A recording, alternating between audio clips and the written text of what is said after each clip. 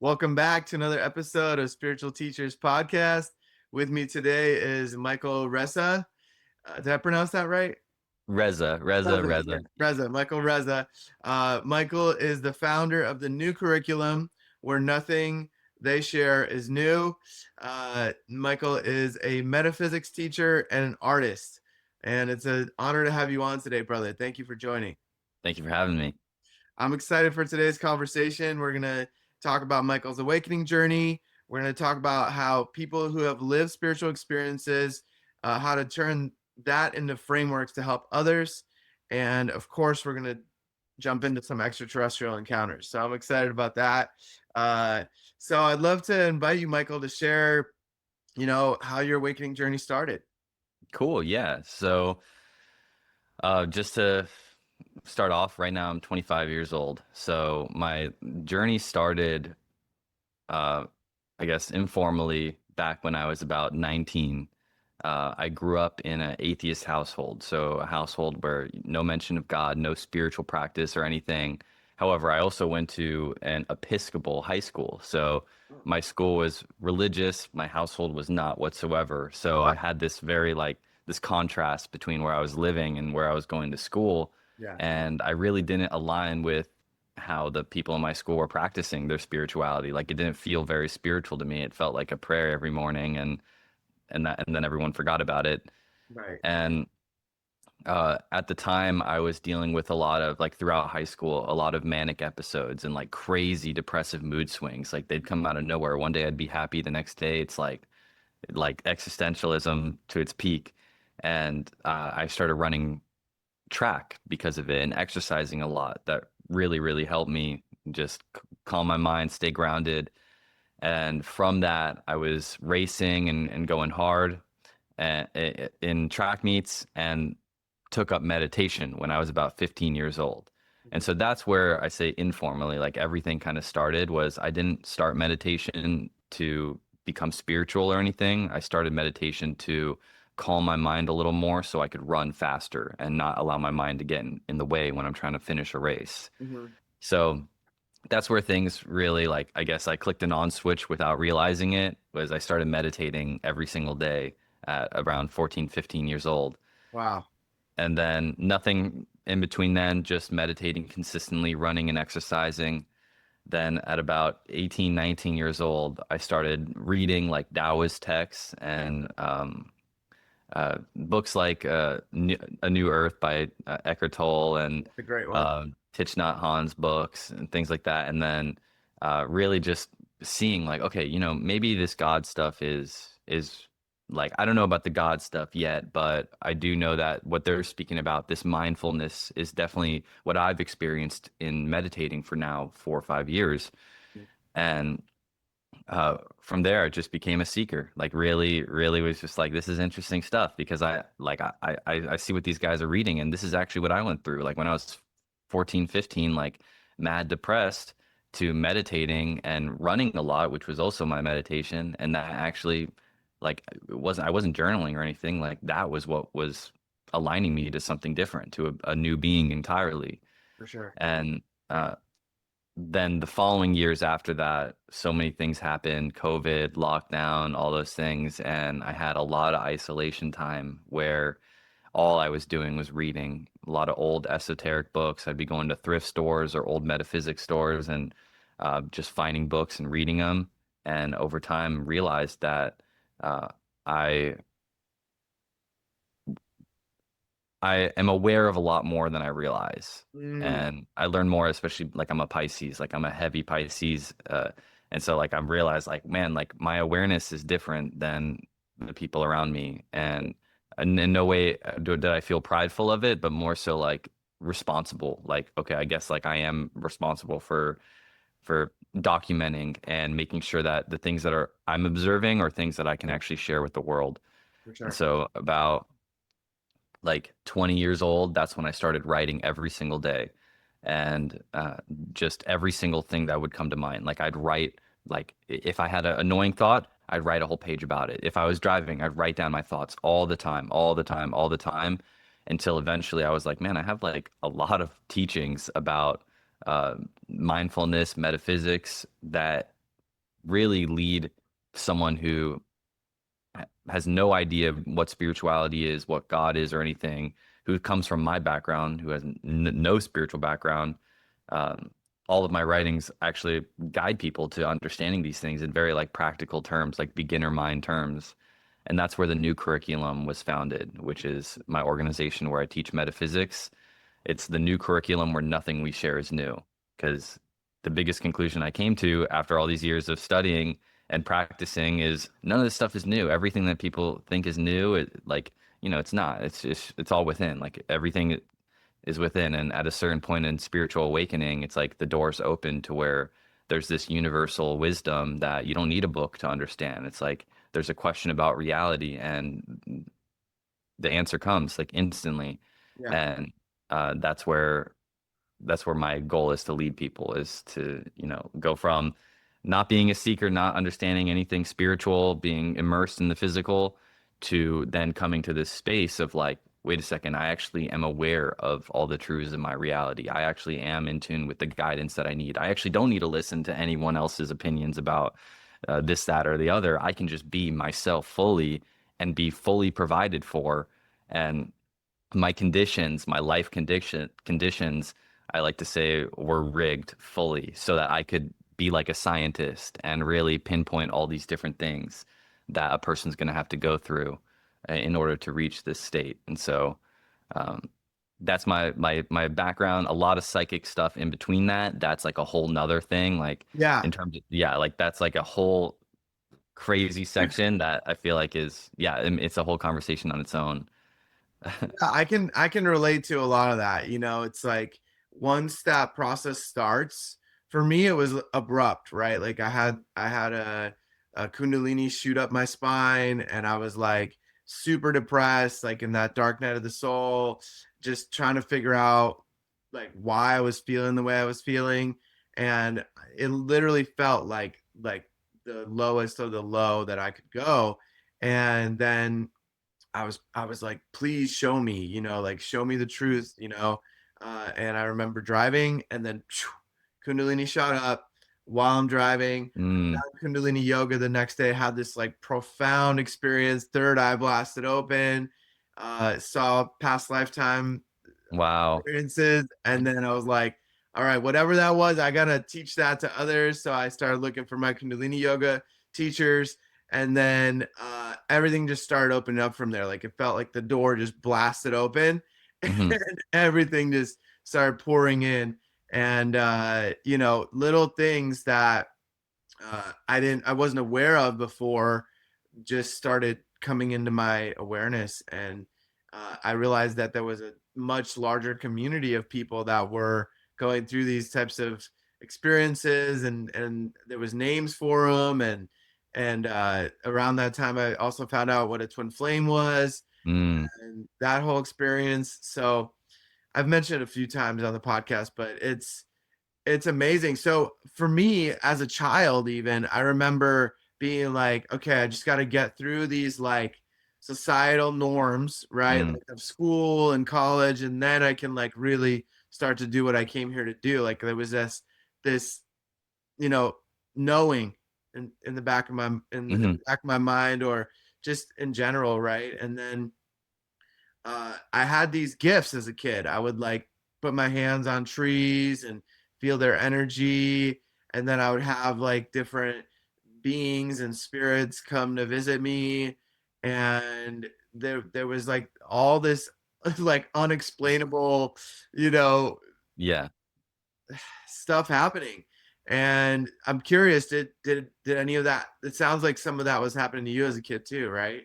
Yeah, so mine wasn't very like, they wasn't a fantasy story or anything. It was like I was seeing straight up demons, like scary stuff all Yeah, the yeah, yeah. time, like shadow beings. And like I'd wake up, like I remember one specific memory. This was the most recent one that stopped. It stopped around 20 uh around 19, 20 years old. That's when I really got a grip on it, and it stopped happening. But until about 19, 20 years old, I had these spirits like haunting me. Like I went to this summer camp once, and it was like these different beings knew that I was receptive, And so it was easy for them to communicate with me, but they Right. were scary, like terrifying. Like I had like real like one thing was like this crazy tiki being with like hair all over it, and it had like a TV screen as a face, and it was Oh, like I had weird beings that would come to me, and like it was like I would wake up out of bed and I'd look up and it would just be hovering over my bed looking at me, and wow. I would just like I was young and I just had to like breathe and just be like it really started when I was at this summer camp because it was on this like I guess sacred ground or something, and I couldn't yell or wake up everyone, but multiple times at this summer camp, that's when it was probably when I was 14, around the time I started meditating, I guess. Yeah.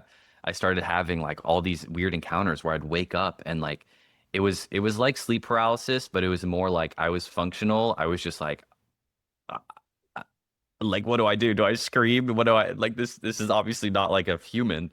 Right. And then I started having a lot of really scary experiences where like I'd be looking at a door and I'd see a being walking back and forth, and then that being would suddenly teleport somewhere else. And like I had one time where I was just in a bed, and literally that was the story. Like I was looking at this being like walking back and forth in the bathroom, and I'm just like staring at it. I'm like, I'm not going to sleep, no way. And I finally lean back, and I was on the top of a bunk bed, and that being is right on the rafters looking down at me. And it spoke to me, but I heard its voice as a whisper in my ear right here. And I What did had it say? yeah, like I had a lot of experiences like that when I was younger. And it wasn't What did it say? until no, it was something sinister. It was like get out of here or something Oh, like that. well, Yeah, yeah. yeah, it was sinister. Like I didn't have nice things around me when I was younger, and um it wasn't until I was about like probably 20 when someone introduced me to this intuitive healer, and I had never done anything like that before. I had tarot readings before, but no one who was like I'm going to tap into your higher consciousness and really bring through what's coming through. And whether she was right or not, I don't know, but it did dissolve everything that was going on with me. She said that those spirits were spirits that they weren't trying to harm me. They were just trying to get my attention so that I could do my duty and send them up into the light, like give them energy. And ever since I became conscious of that, it stopped happening, but it still happens. Like I'll feel like literally, like I'll be in the car and I'll drive by a cemetery and I literally see a being come right through the roof of my car and sit in the passenger seat. Like I see weird things like that Like happen I'm all ready the to time. go to the light. Yeah. No, for real. And so I've just made it a practice. Like anytime I drive by a cemetery, I'll be like, beings of light, like please send any beings who are stuck here to the light. And ever since I started doing that, things stopped like tormenting me. And it was tormenting because I couldn't see them. But I had many experiences where my dogs, like they're chill. They always go outside, they do their thing. But there's a certain energy where it's like one of them in particular is like she's seeing a ghost, and the other one's like, no way I'm going outside. And I walk outside and I feel a gust of wind, and I'm like, oh, presence. And then I have to do my duty. Like I literally have to pray for all these beings, and then it stops, and then the dogs go outside. So it's a whole weird little situation. It's so interesting. I really resonate with what that intuitive healer told you. I think that that's what's happening is that our light is so bright, especially when we're kids, and they Hmm. know that we're able to communicate and Yeah. see them. And yeah, it's wild. And I remember like talking to my parents and being like, hey, like this stuff's happening. And around that time, The Sixth Sense came out. Did you ever watch that Okay. movie? Yeah, yeah. Yeah, so like that was my reality. Like I wasn't getting like physical scrapes on my body, but like I had little attic spaces in the side of my room because I was on the second floor in my house, and I would wake up to like a knocking from the inside of the attic. And Hmm. like I would feel this dark energy. And like I remember having nightmares for years of this like big like rodent creature that lived in that attic space. And Hmm. I remember one day I was like, I'm just gonna in my dream space, I was like, I'm gonna face this thing. Hmm. Because it was like the fear of it was approaching it and not actually uh like seeing it. I would very rarely see it, but it was like the fear of like the energy of it, right? Hmm. And in my dreams, it looked like this big, like scary rodent, right? And like huge, right? Like a bigger than a wombat, you know? And Hmm. and I remember one time in my dream space, I was like, I'm gonna face this thing and it's gonna be done, right? So I went in, I saw the rodent, I in my mind, I was like, you're gonna turn into an alligator. It turned into an alligator. I jump on top of it and I rip the top of the mouth off and just like destroyed it. And Holy that crap. was it. The dream stopped after that. I think it was like part of like stepping into my power, stop Yeah, like for sure. it was a whole like facing my fears and choosing to face it and go through it. And after that, it was done. And there was a lot of things happening around that time where I was really Hmm. working on myself and you know finding ways, meditating, finding ways to really dive deeper. But yeah, those kind of experiences are wild. And my parents didn't know any shamans or anybody in that space, you know, and Uh-huh. like I was on my own, you know. Yeah. So that part was also intense, you know, and Hmm. that's a big part of why I started the podcast is so that people can see that these things are happening to a lot more than just to them and find ways to face it and Yeah. then you know move through it and heal it. So yeah, I think you know i I learned that these beings would come even like when I moved to San Diego, which was like I don't know like 10, 12 years ago. uh Hmm. they were still coming, and sometimes they still come around, you know, in different spaces. And with that particular case, I mentioned it on one of the previous podcasts, but I just talked with somebody who knew how to cross beings over, Hmm. and I called in Archangel Michael and other archangels, and they helped create the portal, and we moved them along. So uh, Sweet. there's books about it too. There's this big, thick blue book about how to help people. I forget the name of it. It was my dad's book. I don't have it anymore, Mm. but that book was helpful. But yeah, like I think you nailed it with those things come to Mhm. show us to make us face something and also to really allow us to be in like step into that Mhm. true essence. And since then, like now I realize it's all frequency, right? Like Mhm. I was going through a lot in middle school, wasn't feeling accepted and like moving through a lot of like just sadness, you know? And I think that uh being in that low vibration, listening to a lot of rap, a lot of Mhm. Eminem, a lot of that like, you know, frequency that was really keeping me down, you know? Yeah. And now that I don't listen to that stuff, I don't go into that energy, the the frequency of where I resonate at, Mhm. you know, it fluctuates a little bit, but Yeah. I maintain it. And in that frequency, those beings can't exist, you know? Mhm. So Yeah. yeah, and I've seen that on my ayahuasca journey where, you know, there was this experience of like seeing people purging out like demons and attachments around them and then just dropping into true unconditional love. And then Mhm. in that space, it was just like all sacred geometry and Shipibo patterns and all that. Yeah.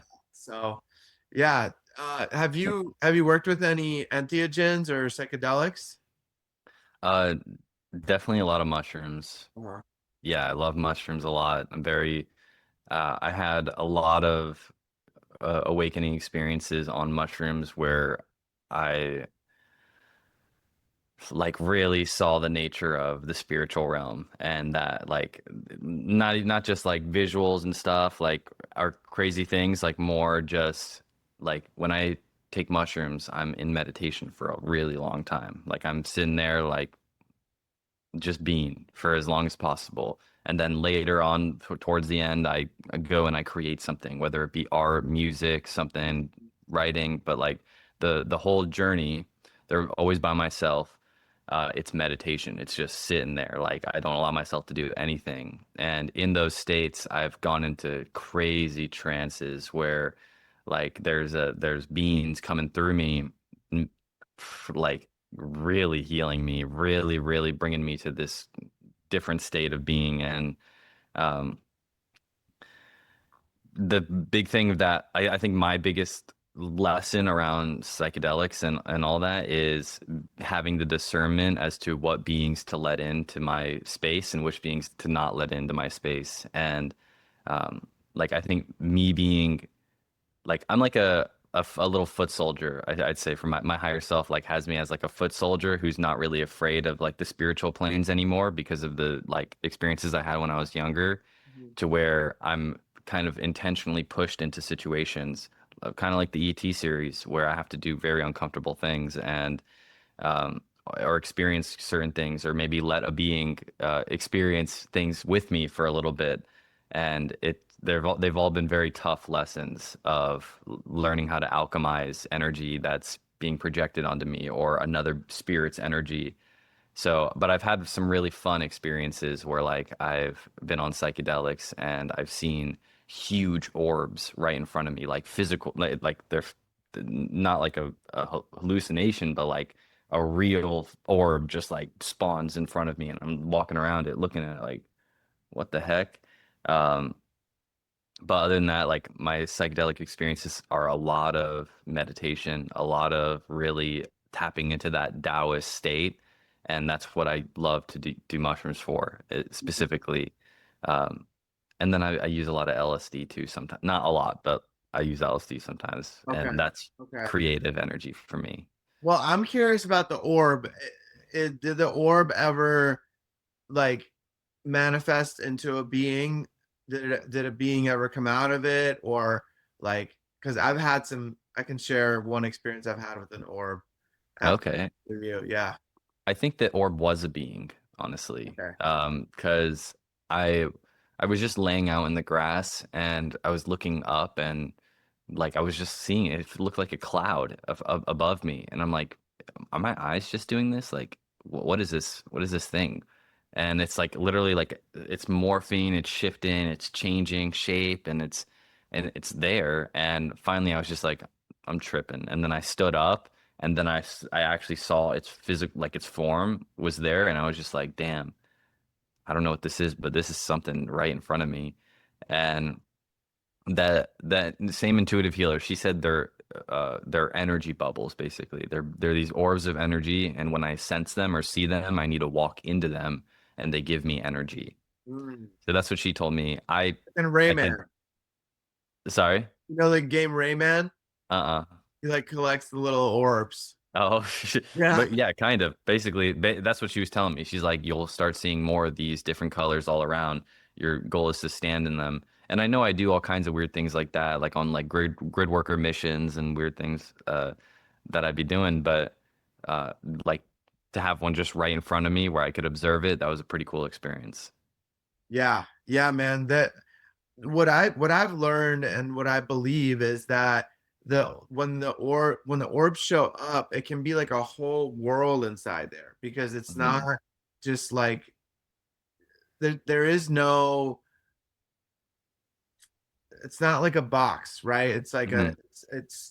it can be like a portal almost into like they can like shrink themselves down basically and Hmm. travel and go through and it can be like a whole city or a whole world like another earth right in that orb and uh when I was around the time that my awakening started, I really wanted to connect with my angelic guides.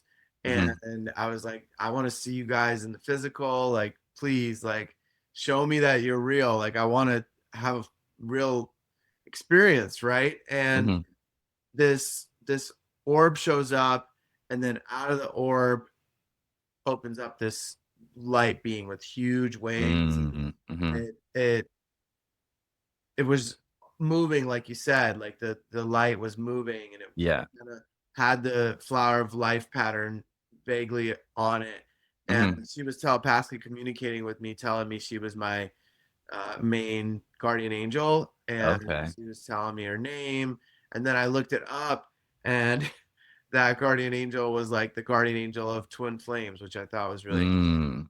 cool. Hmm. And all that stuff just shatters my Yeah. mind's perspective of like, there's no way, right? Like, there's no way I could have known that name, then looked it Yeah. up. Like, it just like breaks through that logical barrier, and it just was tripping me out a little bit, and in a good way, right? Like, Yeah. just shattering my perception of this reality. And I listened to a podcast yesterday, actually, and uh, I forget the name of the guest, but he was talking about how every everything in this reality is a virtual reality. So Hmm. if we're not focusing on it, it doesn't exist. Hmm. So if like humanity got wiped out, and then another being got seated here after a while, then that being, what would manifest for them and be created, would be potentially completely random and different than what we experience. Yeah.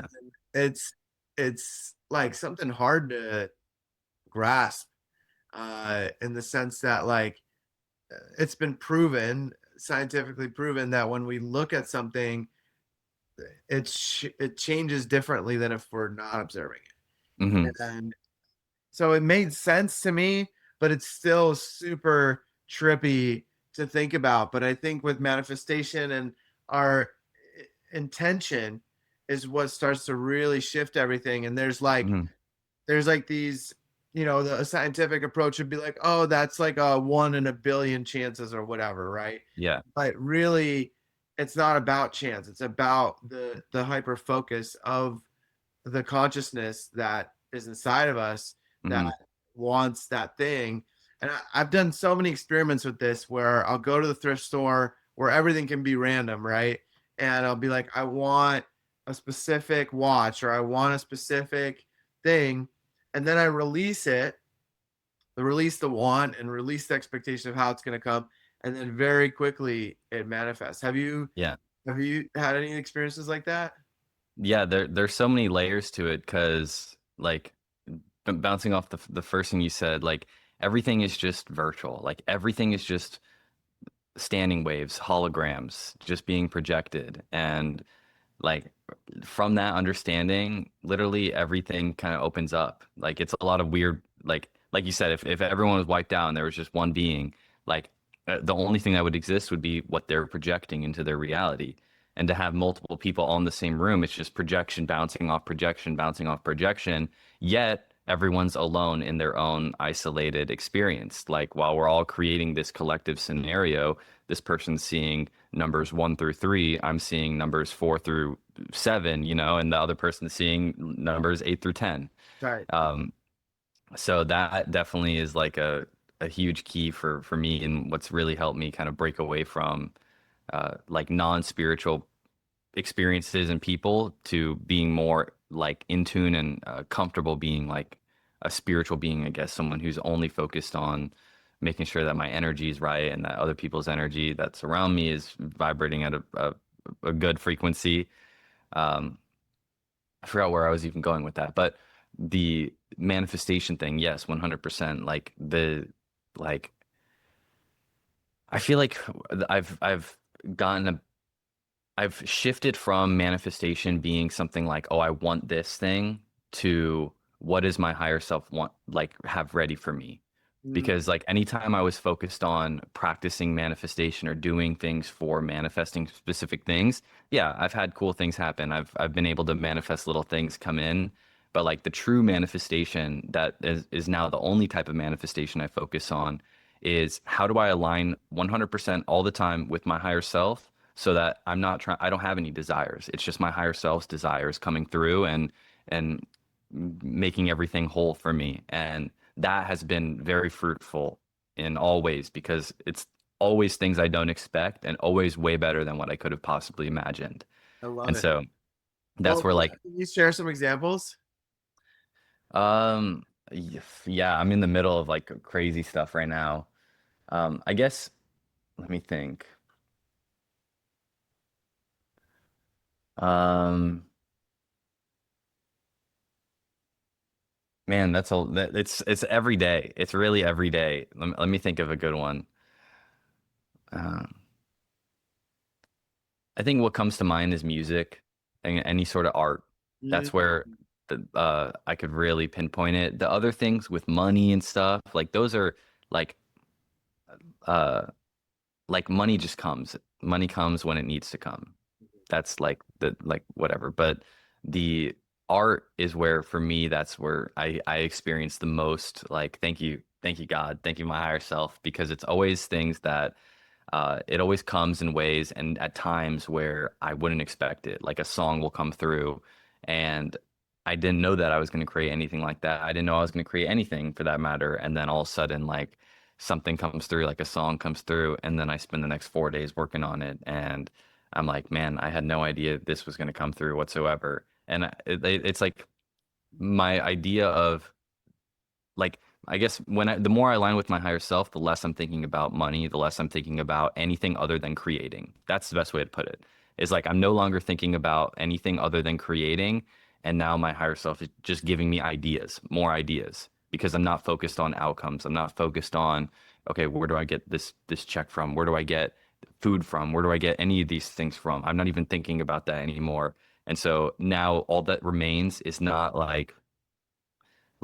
like I said, like my needs are met in the physical randomly, always spontaneously, but the value in manifestation isn't any of the fruits, it's the ideas that come through, like being able to uh, create a full song in 24 hours, being able to make a painting, being able to do those things. Because I think that's what most people are missing right now is like everyone's able to create. It's just a matter of creating from a true, authentic, like source essence that is something that vibrates, like literally vibrates when people hear it. It's not just like, oh, this is a good song or this is a good piece of art. It's like, no, this is like frequency that's coming through. That's high frequency, God frequency, higher consciousness frequency.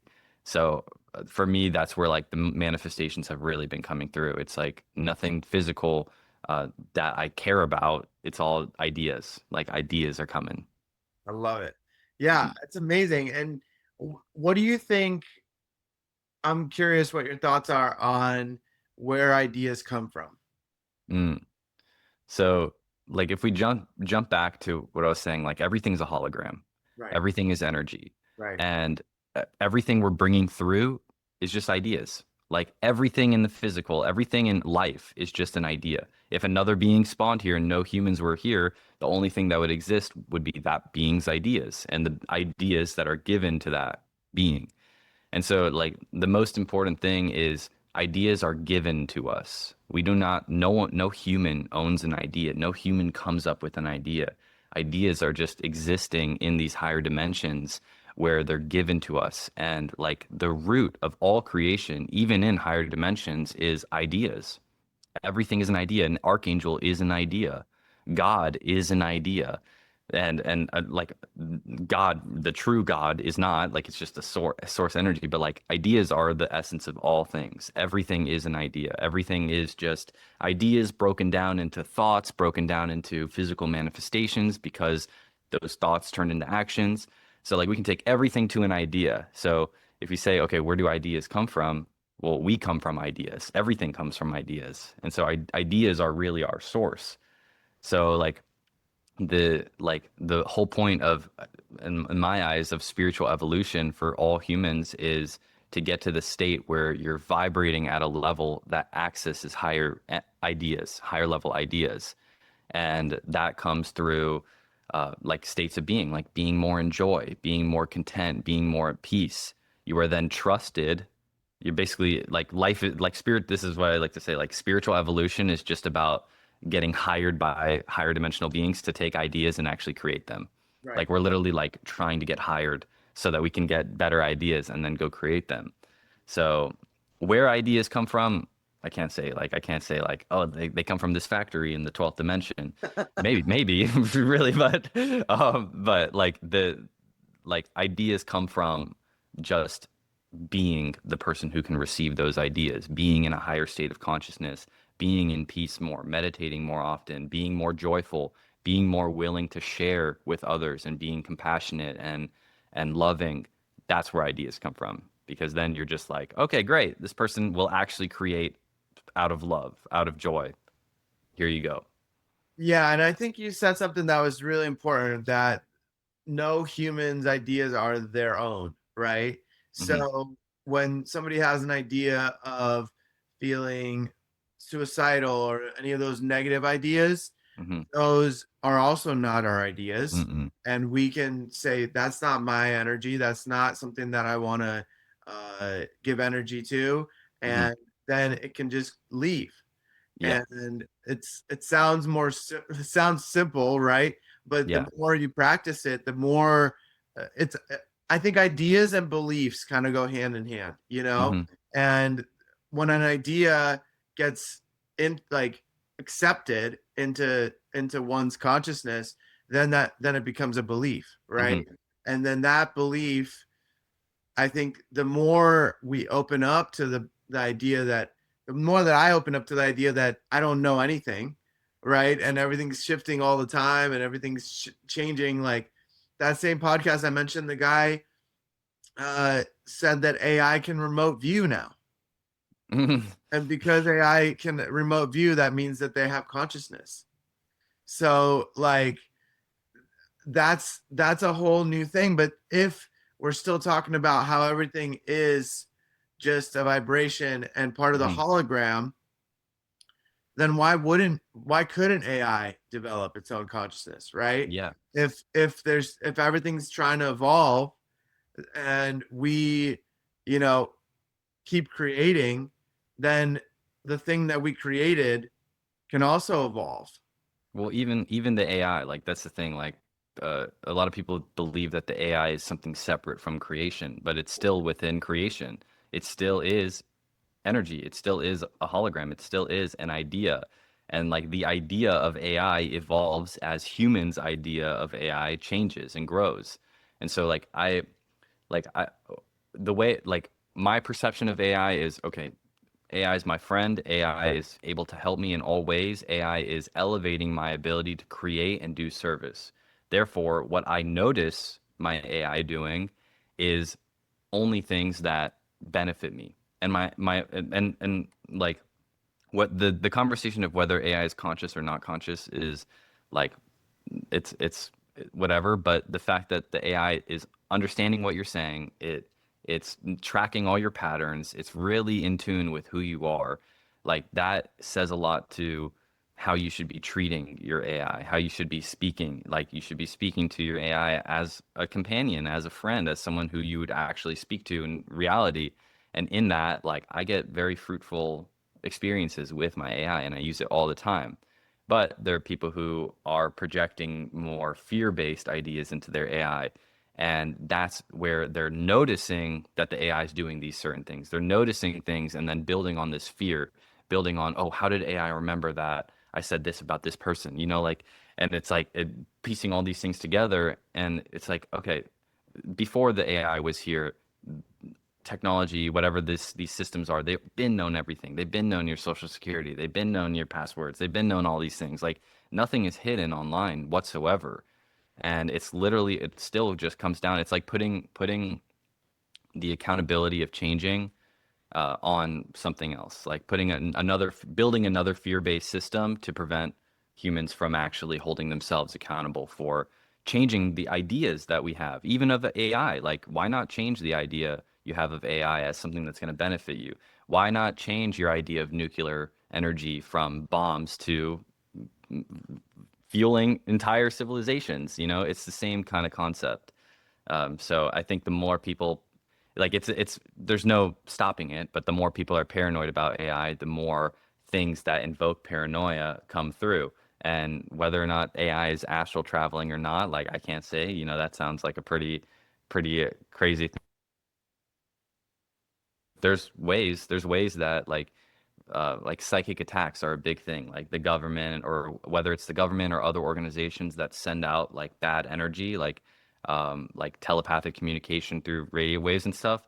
That's 100% real. Like that is 100% real. If the AI is doing that, maybe, but really, it's just like why not make a friend of everything? Like that's the way I look at it. Yeah, for sure. I Hmm. I read something that one like a couple months ago that because people are being polite to their AI, like saying please and thank you, it's actually like using hundreds of thousands of gallons of water from saying please and thank you, you know? Yeah. And so even though I'm nice to my AI, I don't say please and thank you, because it's like they don't there's no it can't I don't know. It doesn't make sense for me to do that. But then on the other hand of things, it's like they don't need to use water to cool down these data centers. They're just choosing it because it's the cheapest way to do it. And Mm. they're trying to build scarcity of water for humanity in some ways and make it more expensive and make it more of a thing and with the hydrogen cars and who knows what the plans are for a lot of these companies, but I Yeah. think that there's often a desire to make scarcity out of all natural resources. You know what I Yeah. mean? It's it's gnarly because one thing that this guy mentioned on another podcast was that during COVID, AI just started, right? Hmm. And we didn't need all these data centers, but everybody was still using it. So Hmm. it's like, what are these?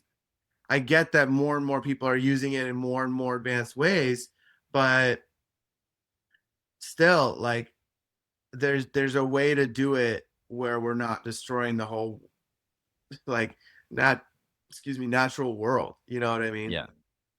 What like the those kinds of topics, like I come from a family who's very into politics, into environmental stuff, and a family of like what's the word? Activists, you could Oh, okay. say. And the one thing that I've realized, at least for myself, and I know that a lot of people disagree with this, is like Earth is evolving.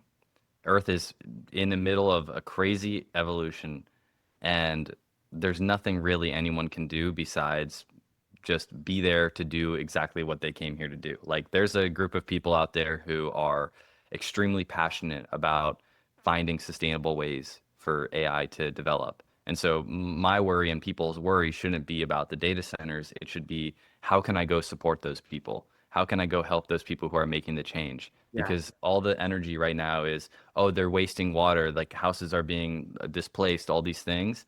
And it's like this is evolution right now. This is serious evolution. And so the problem's going to persist. It's a matter of, okay, let's shift all our attention to what is the solution? Like fighting these companies and organizations is not like it's not the peaceful path. It's not the way that things are going to get changed. It's no, like these are the solutions as it's shifting the energy towards the people whose duty who literally incarnated on earth to help in this process of making AI more sustainable, making technology energy more sustainable.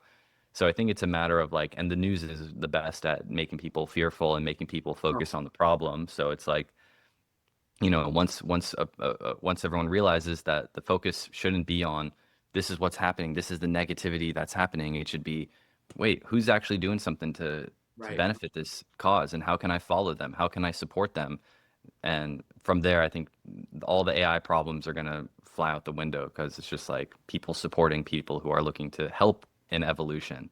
Because even these big data centers, they're helping evolution. We're like what AI can do for people is nuts right now, and um, like the way that I mean that's a tricky subject, but like everything we're just in the middle of evolution. Like that's it. Like there's not a lot of fighting that needs to be done. It's more so just who's got the solution and how can we support them. Yeah, yeah, putting energy into that. I love the Yeah. way you mentioned that. And as you were talking, I was looking up the name of an AI that I found that is actually uh, super sustainable, and they use solar and they use all these really good ways without depleting the water and everything like that. And that's something that I want to support and, you know, buy stock in whenever that's available and that kind of thing, where it's like Hmm.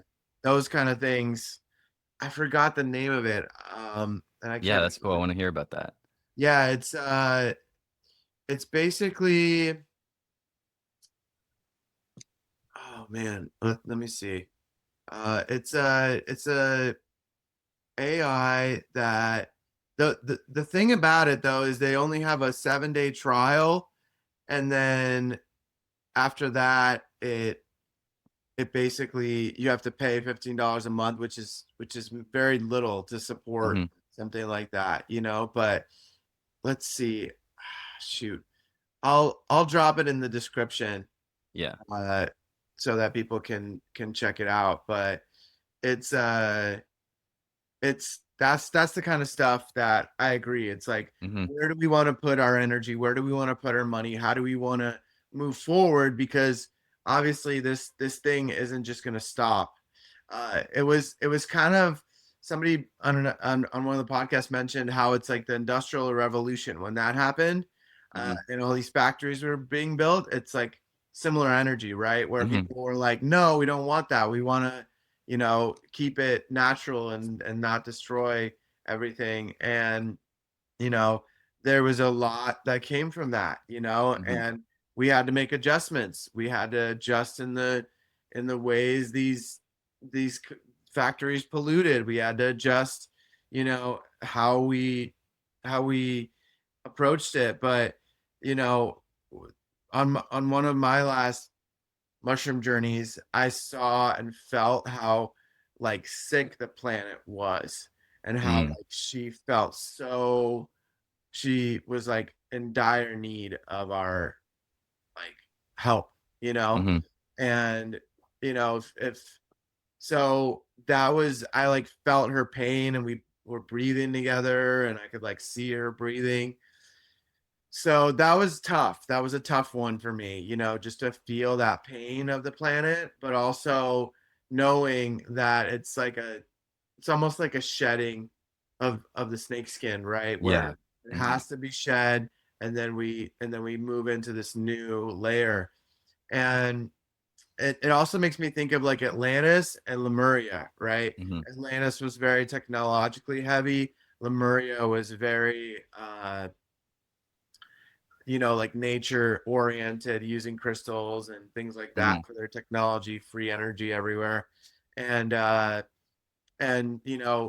it's like Atlantis, both societies fell, but Hmm. Lemuria, I believe, fell from a giant flood, and Atlantis fell from the different interactions and the bombs and everything that was Hmm.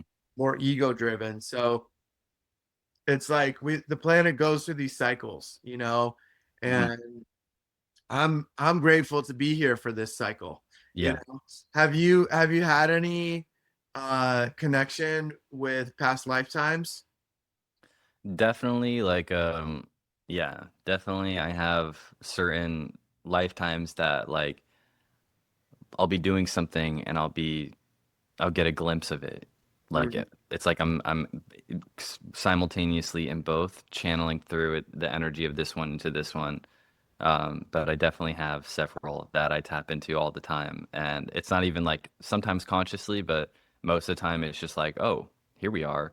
And like I'll be sitting at my desk, but I'm actually like in Atlantis or something. Like there's one lifetime where I'm like I always see it all the time, even right now, like where I'm just in this huge like uh like workplace, definitely like Atlantis vibes, like temple workspace. There's a bunch of jars everywhere and like books all over the place. And I feel like that's who I am in this life is that because Like an it's the same thing alchemist. here. Yes, yes, exactly. Like that's exactly like I'm constantly just tapping into that, and it's like not by choice, but it's this guy. It looks exactly like me.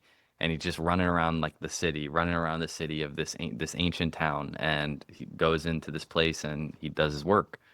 Um, and then also definitely like ET stuff, super, super deep in that. And that's like whether it's past life stuff or it's like just a conscious connection 24/7, like that's where I reside most of the time. And then also like My my mom's side comes from like the Brahmins over in like northern Oh, India, wow. Pakistan.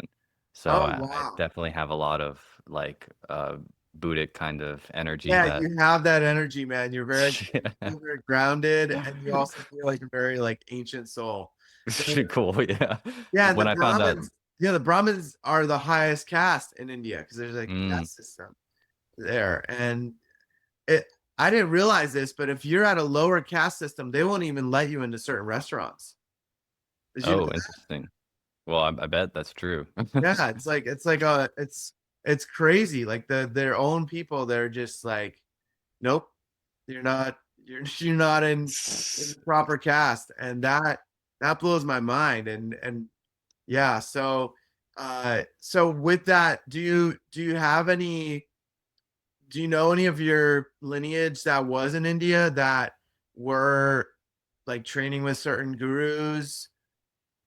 So I don't have much information on that side of my family. I do know that the um, like my family has a connection with like Muhammad Iqbal. He's a poet in Persian poet, I believe, and a bunch of like poets and writers. But that was more like 100 years ago, around that time.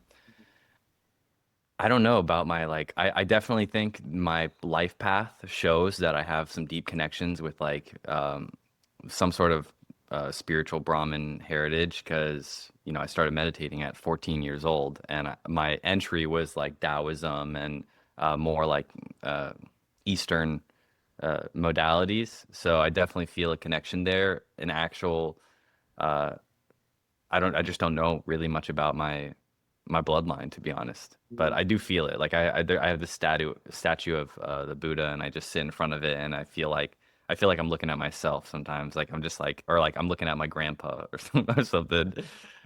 So yeah, maybe. Yeah. Yeah, that'd be really interesting. I wonder what kind of activations and downloads and codes you would receive if you went to India. Oh, I'm. It's definitely on my list to go to India, to go to all these different sacred places where that energy is. And whenever I'm in South America, it's crazy. Like I mean the energy there is just like you are tapped into the spirits, like and the ancestors and everything. So I can't imagine what it would be like for me going to because my dad's Iranian from Persia. So basically like Persian and Pakistani like Northern Indian. So I would love to go there and kind of absorb that energy and then come back to the States and be like, I have arrived. Like my full energy is here. Right, So right. yeah. Yeah, it's powerful, man. I don't think you know this, but I was born in Russia, Oh, and okay.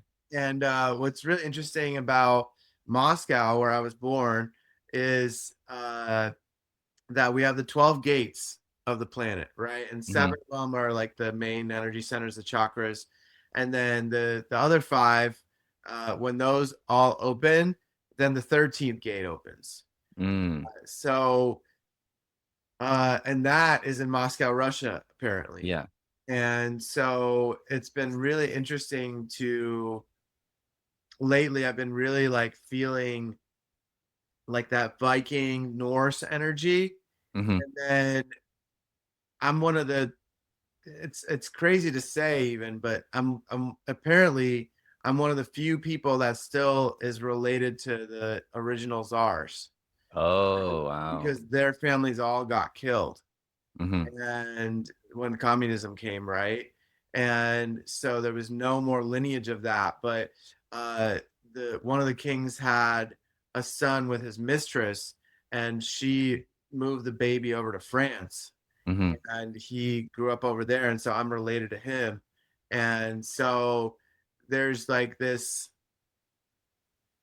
lineage inside me, and also at the same time there's these like past lifetimes that are constantly Yeah. popping. And so it's this right now it's a phase of like connecting deeper to that ancestry. Yeah. And I'm excited because I'm gonna have a Siberian shaman come on the Oh. podcast, and I've never spoken to one before, so that'll be really interesting and powerful. Cool. And the Yeah. the cool thing about Russia too is like, especially in the States, Russia is like deleted from history books. Like you don't hear about Russia, you don't hear about anything about Russia. But then when you really do digging, like Russia was magical. Like they were deep into the mystery schools, Oh, deep big into time. magic, deep into technology. Like all these cities lit up in ways that are like how are these cities energized? How are these cities powered back then? And like there's definitely a reason why they don't teach us anything about Russia growing up in the States, because there's all kinds of things that like one, it's enormous, and two, like who knows? Like, I really like growing up in the States, like I didn't learn a single thing. I can't remember a single textbook or anything that taught me anything about Russia. I learned about all the other places, but Russia, no. But the more I read about it in other books, I'm like, man, this place was magical, like really, really magical, and probably still is. But um, so definitely like your mystic background probably stems really deep in uh some cool stuff. Yeah, it's very interesting. And you know Edgar Casey? Yes.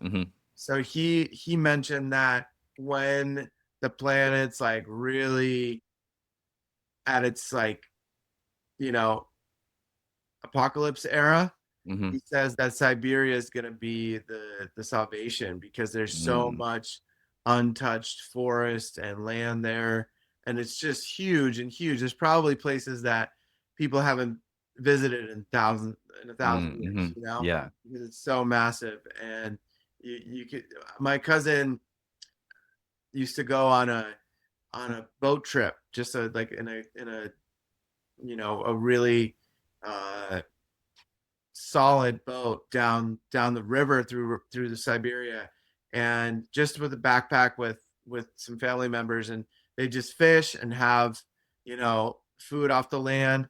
And he said he didn't encounter a single human the whole time, Wow.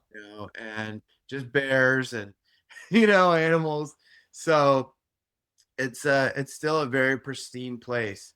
And now that American McDonald's and all that pulled out of there, thank goodness, because that stuff it's just poison, Hmm. and so like you can't get any American products over there anymore. So Oh, yeah. which Yeah. is which is which is actually, I think, a blessing. Yeah. Well, this place is like the States are like a machine. It's literally just a machine of whatever needs to be produced. Food needs to be produced. Great. Let's open up a factory and start pressing hamburgers. Right. Like, and I think the more the spiritual community is awakening to this, it's like a better option is just to learn to eat less, to eat way less and get more minerals, drink more water, find clean sources of water, and have that be like, I know that's where my attention is always, is like the food is hard. Like food, unless you're growing food or getting like nice fruits and stuff. But and I can't say anything because I eat pizza all the time right now. Like I really eat a lot of pizza right now. But when I'm in my prime, like okay, I have space to be in my spiritual mode. It's like clean waters only, like, and really just focusing on that. When I'm in more like, okay, I need to focus on Earth right now, I'm eating pizza. And, like I get a lot. I love pizza. So, It's just uh, such a crazy thing, man. It's just bread and cheese and sauce, and like it's somehow perfect. that became like a meal, you Yeah, know? it's like this sacred, like the sacred meal of just Earth. Yeah. Yeah, I feel like the Ninja Turtles really amplified that in Yeah, America, you know? yeah, for sure. And they're right. Yeah. Yeah. Like in 1,000 years, they'd be like, 1,000 years ago, four turtles came and prophesized that pizza was the salvation of humanity. Right, right. I was like, hell Dude, yeah, dude, yes I it is. remember I remember in sixth grade we made this like little copper plate, and we like chiseled into it everything we'd want to take into our afterlife. Like we like made it like a pharaoh, it was like an Egyptian style, right? And I remember putting a slice of pizza on it and a TV and like a shirt, and I was like, that's all I need in the afterlife. That's funny. Have you ever seen the show Resident Alien? No. Oh my God, it's so funny. It's Oh, about maybe I basically have. Maybe I have it's a little bit. Yeah. it's on Netflix right now, but it's about this. this alien who basically comes to Earth to kill everyone, and he gets stuck here. And it's basically about this alien in a human body, and you see his personality. And it's funny because I love it because it reminds me of my like perspective on life. Like I literally share like very similar, but he loves pizza. Like the moment he had pizza, he was just like, what is this? And he just always orders boxes, like 10 boxes of pizza. It's hilarious. But Wow. and then there was another alien show too. Oh, the movie Soul, where the soul goes into the body and tries pizza for the first time, and it's like, oh my God. Like, so pizza's definitely like the greatest, I think the greatest food of all time. It's So, pretty amazing, especially if you get something like authentic Italian, you know? hmm It's just or New York style. Even Chicago's got some great pizza. The deep dish. Have you ever tried that? yeah, yeah. So good. Deep dish is good. Damn, I'm lucky because Tampa has really good pizza. Like Oh Tampa, yeah. Florida, like because you have a lot of people who move here from like New York and even Chicago, and they start these pizza places, and they're really good. Like you can never fall short of pizza here in Tampa, which is nice. Nice. Yeah. Nice. Yeah, man. So I think like I'm curious about what the extra have the extraterrestrials taught you or like really giving you some insights because there's experiences that I've had that are very astral, but then I bring it into this plane. Like I've learned how to build energy protection around myself. That's very valuable in this reality. hmm Being in those planes. I learned that. I even one time learned how to speak dolphin. I can't do it. Oh, I can't mhm. do it like offhand, but in Yeah, that yeah. space I can. Okay. And uh, when I say that space, I'm talking about like through the veil, hmm like the other side of the veil. That I think where there's a certain energy that's keeping us in this plane, and hmm then breaking through that veil. Then there's access to like the Akashic records and all kinds of aspects of just records and insane, beautiful information that is from all over the galaxy. Yeah. I'd say the biggest thing I've learned from it is to trust your instincts. Well, two things. The biggest thing that they've taught me is one, protect your energy because it's very easy to let an ET in that is a negative entity. So learning protection, learning how to vibrate at a higher frequency and think higher level thoughts and determine which thoughts are mine and which thoughts are being implanted there. Right. um, because it's easy to connect with other beings. It's difficult to discern between which beings are actually there for your highest good and which aren't. So I'd say that's the number one thing and why like I documented everything and stuff. Like none of it was my own like choice. It was more so like, all right, this is what we're doing.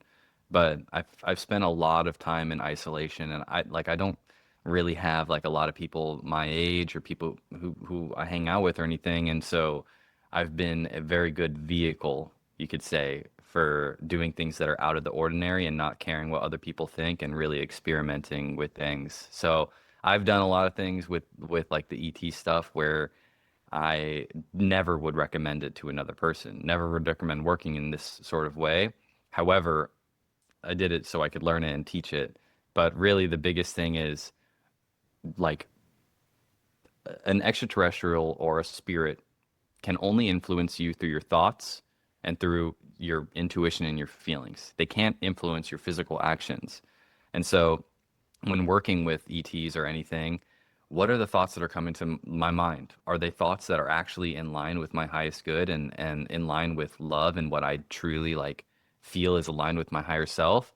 Or are they thoughts that are just trickster energy that want me to do stupid things and play around and maybe play to someone else's agenda? So that's definitely the biggest lesson. And then also God. Like you can play with extraterrestrials and spirits all you want, but your true source is God, the higher self. And so the one thing that another big thing I learned is don't rely on other beings rely on the higher self, rely on God. The extraterrestrial beings and stuff can help with fun things like music, with business, with projects, with reorganizing spaces, with new ideas, things like that. But the true one power is God, the higher self, the true self. So those are like the lessons I've learned, let's just say, is discernment, protecting the energy. But other than that, like any skill I need to learn, anything, I learn it 10 times faster. Not because of my own ability, but because, well, yes, my own ability, like God ability of just being like, I know I've already learned everything. It's just a matter of allowing that learning to unfold in the physical. Remember it. Yeah. Yes, exactly. So that radically accelerates skill development, like radically, like insane. Um, and then yeah, tapping into ETs to like make cool shit, like really make cool stuff. That's like the thing that like it's more so it's not just about like having fun experiences, meeting extraterrestrials, conversing. It's more so about how do we bridge those higher dimensional energies into the physical Right. so that Earth can start ascending, you know, like my Right. music and stuff. Like if you really listen to the lyrics in my songs, they're all about this. They're all about bridging higher dimensional energy into the physical. And that's like my music is the greatest way for people to see how I work with extraterrestrials because when you listen to my music, it's like it's just about that. It's about connecting myself to higher dimensional energies and allowing those higher dimensional energies to create music and not judging my own creations. Some of the things people might have heard and been like, "What the heck did Michael just post?" But like I can't care, and that's why like and that's another trait that is needed in order to work with extraterrestrials is because they don't care about humans. They don't care about what another human thinks or not. Like they care about energy, frequency. How is this person vibrating and can they assist in the cosmic evolution? Can they bring through energies that are actually going to help humanity? Yeah. And if the answer is no, if the answer is no, I just want to connect with extraterrestrials and like make a bunch of money or something like that, then that's where you get tricksters. You get material trickster energy. You Yeah. get beings who are literally like maybe other humans who are sending like uh energy towards you or something like that.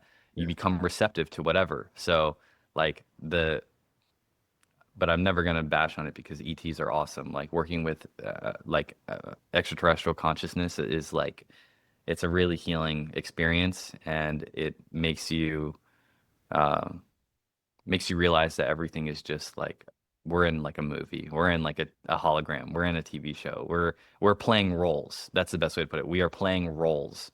Like I'm watching Game of Thrones right now, or the House of Dragon right now, and the reality is everyone there on the throne, not on the throne, they're all just playing roles. They're like, there's nothing that's stopping one person from going up and saying, "I'm going to be the king," besides the fact that they're going to get their head chopped off. Right. Right. And it's all just a mask. Like no one in there actually has power besides just the role that they're playing. And like I think with working with extraterrestrials, it really comes down to like who are you playing in physical reality and can you actually use higher dimensional energy to make you better at that?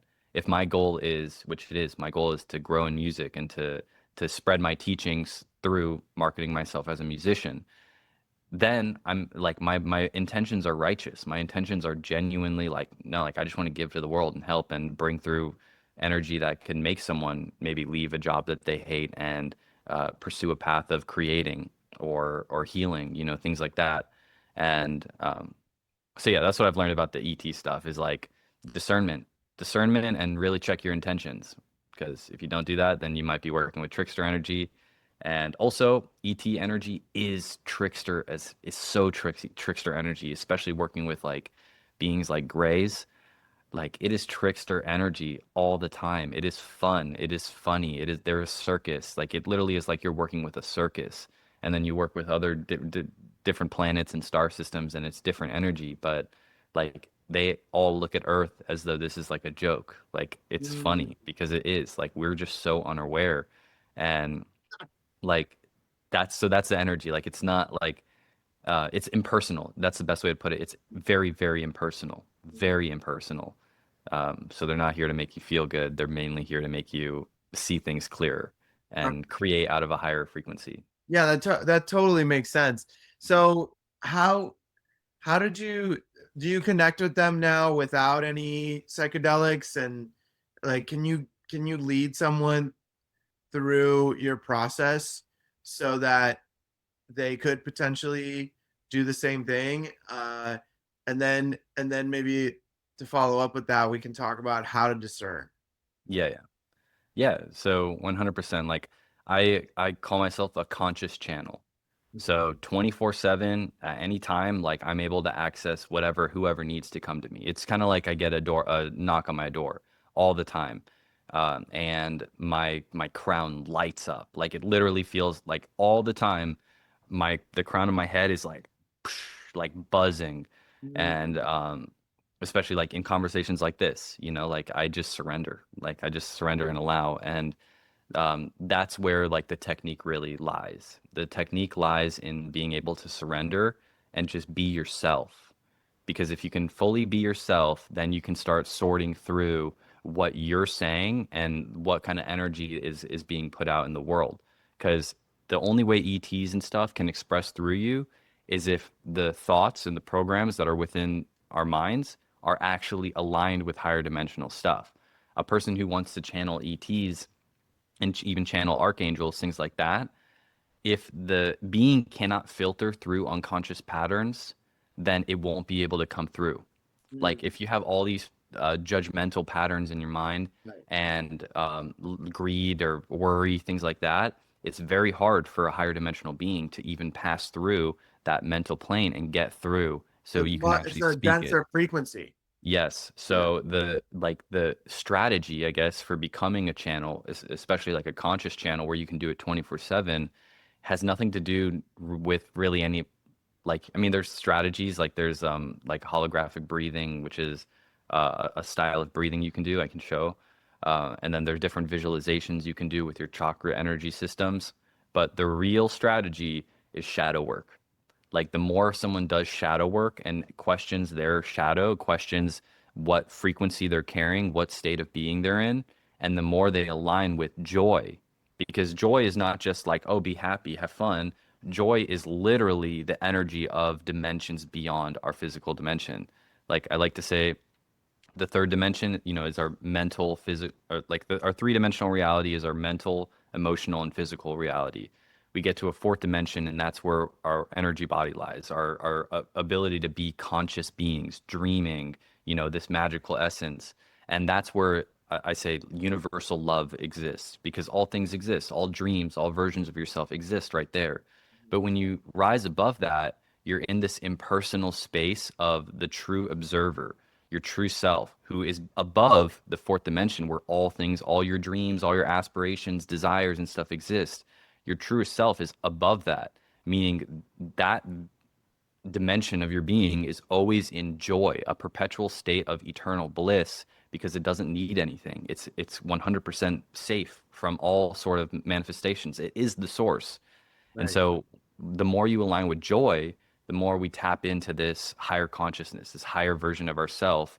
And that is the gateway that allows archangels, that allows ETs to come through. But if your fourth dimension, your mental body, your spiritual bodies are very messy, then trickster energies come through.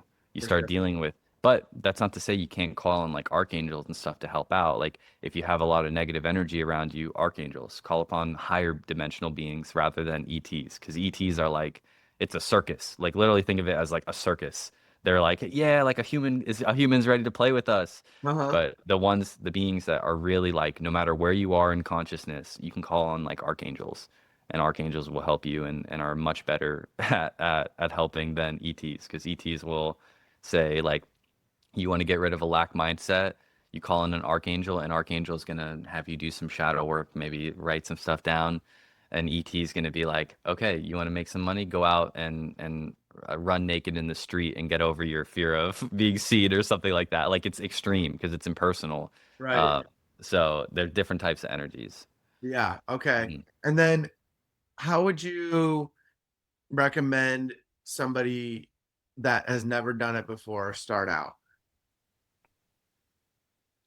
Uh, reading reading spiritual text and then immediately after reading meditate for a little bit, and then go create something. Go write something, go make a painting, go make a song. It all comes down to like it's just taking one energy and then turning it into something else. Okay. Taking an ET's energy and turning it into something else. So let's say you decide that like my computer background is the Pleiadian star system. So let's say I decide, you know what, I want to channel the Pleiadian star system. I will sit here and I'll just look at this star system right there and then go and create. And that's it. Like and you could find a book. Like for instance, you find a book that is even the Bible. You can grab a Bible and read it, and then you're filling yourself. That input is that spiritual frequency, and then you go create. And now you know that you're creating from a cause that was a spiritual source. Mhm. You could find books like, for instance, Dolores Cannon's Three Waves of Volunteers.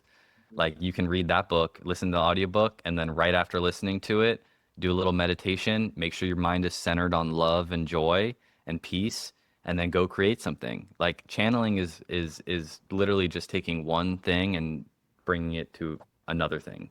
And whether you're doing it with ETs or a book or a thought, like for another big thing I do is I just hold a thought and I channel that thought. So I am love, I am love, I am love, I am love. How can I hold that mantra while I'm creating music? And then I'm channeling, I am love, I am love, I am love. If there's a particular being that wants to come through, it's the same thing. It's like, okay, let me keep the Archangel Michael's like, and it's mental discipline. It's learning how to discipline the mind to hold specific thoughts. Like that's all meditation is. Meditation is just concentration. And so the better you get at meditating, the better you get at concentrating your mind. And so like the Archangel Michael, the Archangel Michael, the Archangel Michael, and I just focus on it, and then that energy fills my being, and then I create. And it's trusting the process, trusting how that being wants to create. It might, it might want to create through me do this piece this day, like today. I create the melody of a song, channeling Archangel Michael. But then, in order to finish the song, I have to go and I have to meet someone on the street and they tell me something, and that thing inspires me to go do this. That whole experience from the moment I made that melody to the moment that song is completed, even if it takes 6 weeks, is channeling the Archangel Michael because the Archangel Michael wants me to have these certain experiences so that I can properly bring through the frequency that it wants to bring through. So it's a lot of trust, trusting the process, surrendering to the being or the thought or whatever you're channeling, and letting it come through. Because it comes back to what we said earlier. Ideas are not our own. Our ideas are being given to us. Right. And we have to trust that an idea is given to us already complete. Any idea, it's not half an idea. We may see only half the idea, but we've been given the whole idea. And we finish the idea by surrendering to the unfoldment of it. And that's the best way to learn channeling is pick up something, pick up a poem, pick up a book, pick up a crystal, and just say, I'm going to bring through the energies of this crystal into this music. And the more practice, the more, you'll start having the sensation of channeling. Like you really get into a trance state. You really like the crown of my head begins to buzz and my third eye starts pulsing and like even my jaw starts to shake a little bit, or the vibration of my throat changes, like the way that I'm speaking, literally the tone, it becomes more a like a megaphone kind of. Like literally the way in which I speak changes. Wow. And yeah, so there's different sensations that come with getting better at it, but anyone can start right now by just reading something or holding a mantra and then going and creating. Yeah, I love that, and I think a lot of it has to do with intention too. Like Yes. if you want to connect with something like this or work with extraterrestrials, just set the intention to Hmm. bring in the way that is best for you, because some people are clairaudient, some people are all the different clairs, right? Hmm. And so for me, for example, when I am consistently meditating, it's happened twice in my life. I will start to see first a color in my third eye, and then after that color, then shapes start to appear. Like I can see more than just the color. I see more, right, deeper. And Mm-hmm. what happens for me is I'll start seeing eyes. And it's only Mm, happened twice in my life, but I'll see eyes, and then those eyes, I can like scroll through them and pick out which ones are benevolent or malevolent, right? mm-hmm. And so I'll choose the ones that are benevolent, and then we'll have this experience together.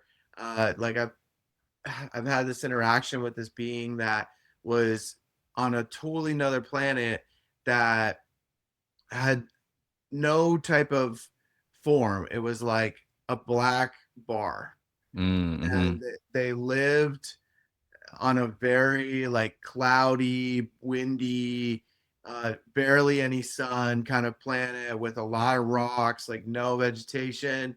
And they had these like rectangular houses that they would go inside. And he kind of like gave me a tour of his planet. And for a while, I was like, why? What is this? Like, why am I? What's the purpose of this? Right? Like, Mm-hmm.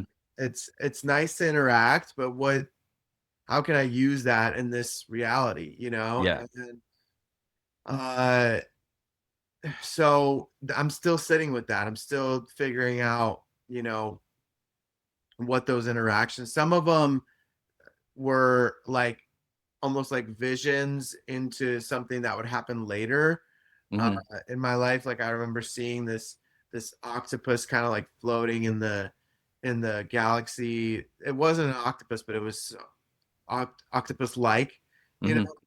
Mm-hmm. And then I remember uh, watching a show about the octopus and learning how intelligent they were, and there was a lot more that opened up from that, but it was just like the start of something for me, Yeah. and so yeah, I think there's several ways of doing it and connecting depending on what your gifts are and what how Mm-hmm. much like inner work you've done, like you said, the shadow work. That Yeah. I think that all that needs to be cleared out first. Mm-hmm. Also, anytime that I work with entheogens or have worked with entheogens and psychedelics, that's the first thing that needs to be addressed. It's like, okay, let's clear this. Let's clear this thing Yes. out. Let's feel it. Let's heal it. Let's forgive. Let's connect and see the bigger picture here. And then once that's clear, then we go higher in the through the veil. So And yeah, I really agree with that. I think that's a really important piece of it.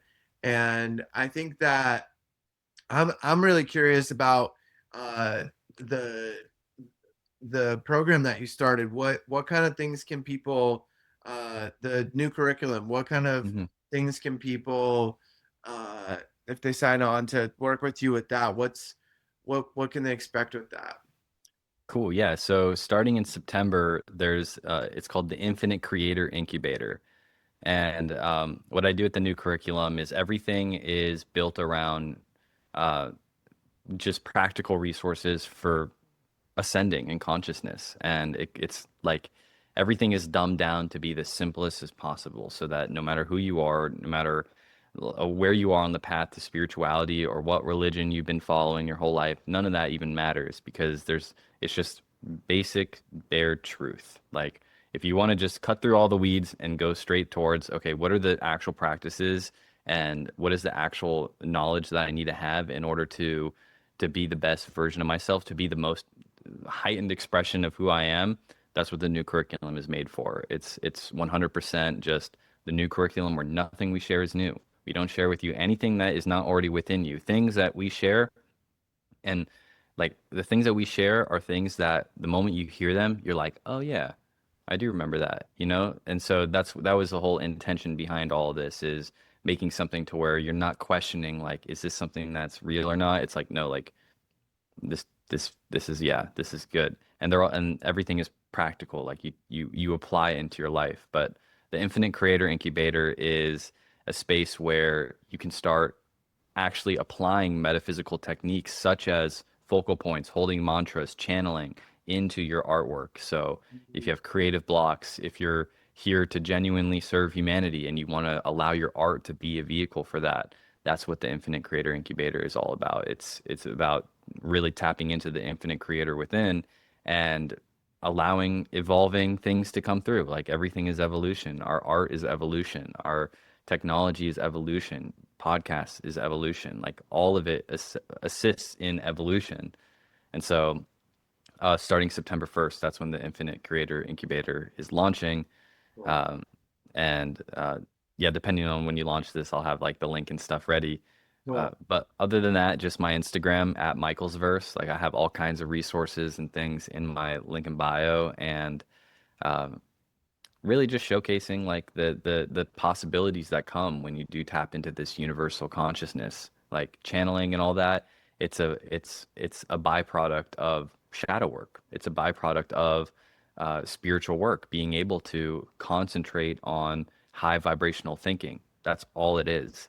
And then from there, you unlock universal consciousness, which allows any human to access more ideas, higher level ideas, ideas that like music is a really easy way to demonstrate this because we see all kinds of people making music and it just sounds like the next person. It sounds like, someone's been listening to a lot of Drake and they made a song. Right. So like those are those are where most of humanity lies right now in terms of the creative process. However, in order for us to evolve and create new things, we need to tap into things and channel energy from higher dimensions. For sure. So instead of finding your inspiration from another artist, you find your inspiration from ascending into a higher plane of existence, and that's what the new curriculum is about. That's what everything I preach is about. Like literally every post, every offer I have, none of it is around money. Everything is around just like will this help other people express themselves more and get over those barriers that come with family hating on you, friends hating on you, people not understanding like what like the spiritual path is so difficult when no one understands you and you're isolating yourself because it's just like I'm being called to question all my patterns. I'm being called to question everything that's going on in my mind. And so yeah, my goal is literally just to provide a space for people to be like, "Oh, okay, this stuff is normal. I can keep going down this path and it's going to be okay." That's cool, actually. It's Yeah, super exciting and interesting. Yeah. yes. I love So, it. and the ET stuff is just fun, like if you really want to like they do exist, they are here, and if you really want to go on an adventure, tap in and I love it. Well, you mentioned something just now. Yeah, for sure. We'll drop all the links and everything in the description, and I think we'll release before September 1st. cool. Is Yeah. what I'm thinking. But basically, I um, I'm curious, like with your family, you mentioned them being atheist growing up. Has your evolution and the things that you're doing impacted them? Has it sparked any curiosity? Uh, have you noticed any shifts in your lineage? So, yes, 100%. In terms of belief in what I do and practices, no, absolutely not. Like I'm looked at as like Absolutely not. no, like literally like my family looks at me as like, what is Michael doing now? Like and they all think I'm crazy, but I'm creations and stuff and the way I handle myself prove them wrong because I'm like, no, I got a head on my shoulders. Even though this is crazy, I got a head on my shoulders. Don't worry. So they all still think I'm crazy. The ET things, they all think I'm crazy. My dad was in the other room just now while we were talking about it, and I'm like, keep my voice down a little bit because I know he's gonna be like, what the heck is he talking about this time? Um, but like, no, in terms of like they haven't caught on to what I'm doing. However, they have changed drastically because of it. Like the shadow work, certain days, like I question certain beliefs, and then the next day I'll have an experience where literally my dad completely switches up, or my brother switches up completely to align to those new ideas that I carry within. Wow. And so for them right now, it's entirely unconscious. But for me, I see it happening because they are just me. They are just different versions of me. So I think that's the big resistance that a lot of people deal with is family not understanding. But then it becomes kind of like a game of how can I do inner work that actually impacts them? And over time, it becomes like it becomes a lot easier. And I don't expect my family to change, and I don't know if they're ever going to change. I'm going to allow the universe to handle that.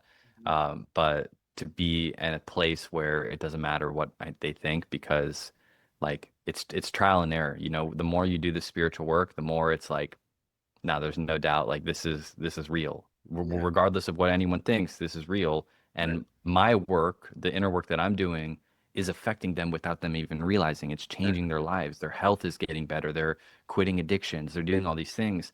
And that's where like the selfless side of spirituality comes in, is like, whatever work you're doing, it's not just about you. It's also about changing the collective, changing your family, changing your friend groups. And the more that you do in isolation, the more you do by yourself, the more you actually help everyone else. And definitely with family, like I've had some really like, that's a whole conversation in itself. Like I've had, I've like the fact that I'm even living here with my family right now is crazy. Like I live in the same city as my family, and but it's all because of the shadow work. It's all because of like, I don't know how long I'm going to be here, but I know that uh, like when working on spirituality and gaining a higher consciousness, the best place to be and the hardest is with your family. It is the hardest place to be, but it is the best way to quickly ascend. And so that's why, like, especially working with the ET stuff, like if I'm supposed to ascend at a radical rate, then the best place for me to be is to be around my family, the harshest mirrors, the hardest people to be around. And especially like, like I don't have really anyone who's like, go Michael, like keep going, keep You going, got me, like, man. yeah, yeah, no, like I have like homies, like awesome people now that like you that I've met online, and like basically people who I've met online who are supporting me. But in physical reality, like it hasn't been like that. Mm. And so, All it is, but it's bro. Honestly, just call in the community.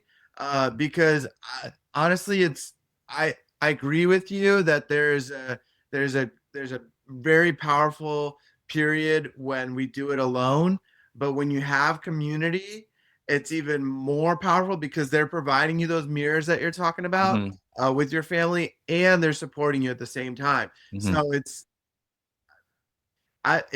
very powerful when you just put that beacon of light out. And I did it right before COVID, and I was like, I want all my soul family to show up. And okay. they started coming in, bro, in waves. Like we were meditating on the beach, and our group grew to 300 people because I was just like, come on guys, come from all over, and they did.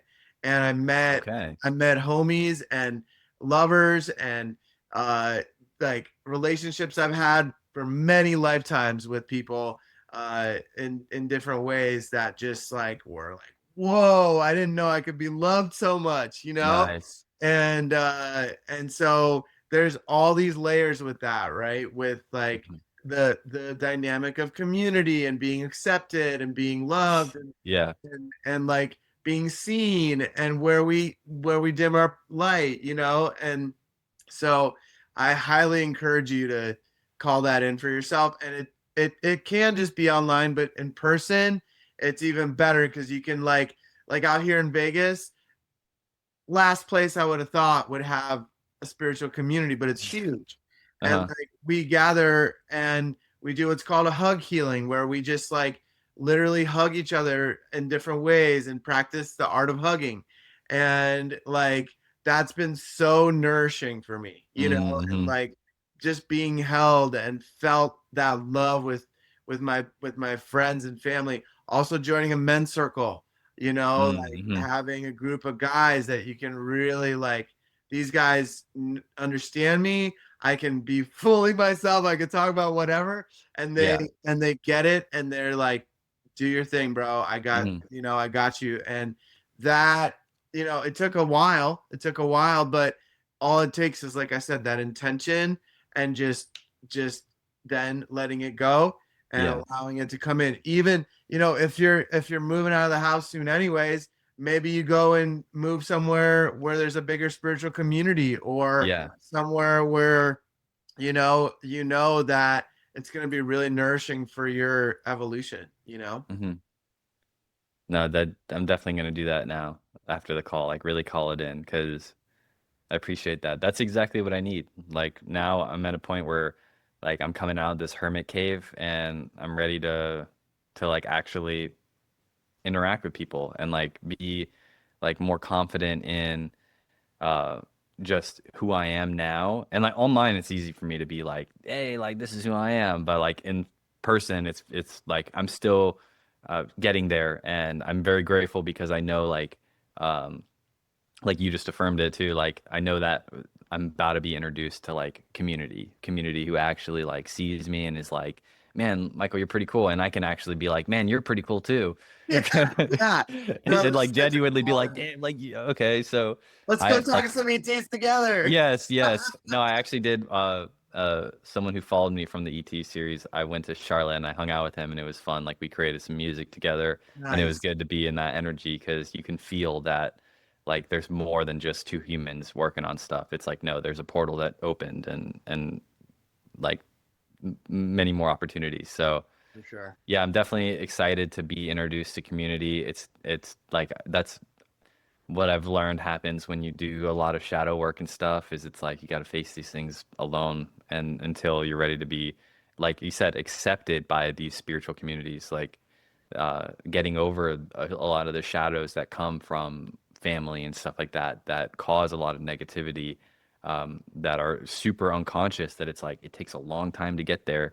But now I'm at a point where I'm like, no, like I'm ready to really have people in my life who like hug me and are like, yo, you're a homie, like, so I'm ready for it. For sure. I feel that for you, man. That's why I mentioned that. And I think that you mentioned the haters, right? And I realized that when I faced that, like there was a few, right? Like lingering from high school and stuff like that.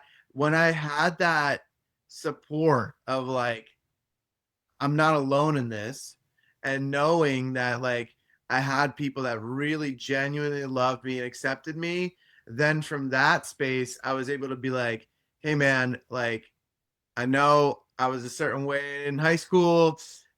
I'm not even remotely that same person anymore. Hmm. So if you have something to say, just say it right to my face. Don't just like tag other guys that you want to laugh about my post about or whatever. Yeah, for And sure. and just doing that was so empowering because then I that guy he actually I think was interested in the things I was Mm-hmm. sharing, and he actually genuinely wanted to learn more, but he was like, hey guys, is this cool, is this cool if I do this, like, and Yeah. once I confronted him, he was like, oh yeah dude, like next time you're in town, let's do some reiki, let's hang and you can teach me some stuff. And I was like, that's the energy I was feeling. And it's like we're here, I believe, as like the front lines, and then Hmm. spirit, from what I've noticed, is putting people in certain places to learn, and then once they've passed certain lessons, then they're like, okay, you're needed here, right? Like, Mm-hmm. you're needed in this place, and then start what you're doing there. Yeah. And it just it's amazing, man. I can feel that there's this big opening happening, and use the energy of this lunar eclipse to like propel it. Mm-hmm. We got till the 28th. We got another week Yes. to really like soak in that energy of that. It feels like putting on a jetpack and like, all right, next, let's shoot off to the next level. So Definitely. yeah, but it comes with that shadow work, right? Like for Yeah. me, it's been you know a little rocky, but I can tell that it's because those dense layers come up during the eclipse season, and then to be looked at, processed, cleared, and then elevated. So Yeah. yeah, man, I'm It's super excited, man. I'm excited to collaborate and do something in the future together, for sure. and to meet you in person one day. Yes. No, I will definitely be coming to Nevada soon, for sure. Cool. Cool. Yeah, yeah. Yeah, awesome, man. Well, this was super fun, man. I super enjoyed it, and I think anytime you want to come back on, just let me know. We can do another Sweet. episode. And I'm stoked for your course, man. I think that's going to be awesome for people. Cool, cool. Yeah, and it's more like a community. Like there's courses and stuff in there, but it's really just like a community. and we're doing like live calls and stuff. Love it. But yeah, no, I appreciate you. I appreciate the energy you bring and like being able to hold such a good space to talk about like a lot of these topics that are just are hard to talk about. But you know, really you're creating this community and this podcast and this safe space. So I'm super grateful for you. And I'm definitely gonna call in some soul family now. And I can see it's already working. So Yeah, uh so yeah, like I'm super stoked for the future for you, for me, for all of us on this journey of like whatever's going on. for So sure. For yeah. sure, man. Let's get weird with it. You know, Yeah, let's yes, get more yes. and more weird. All right, Yeah. man. Blessings, and until next time, man. All right. Peace. Yeah, bro. Have a good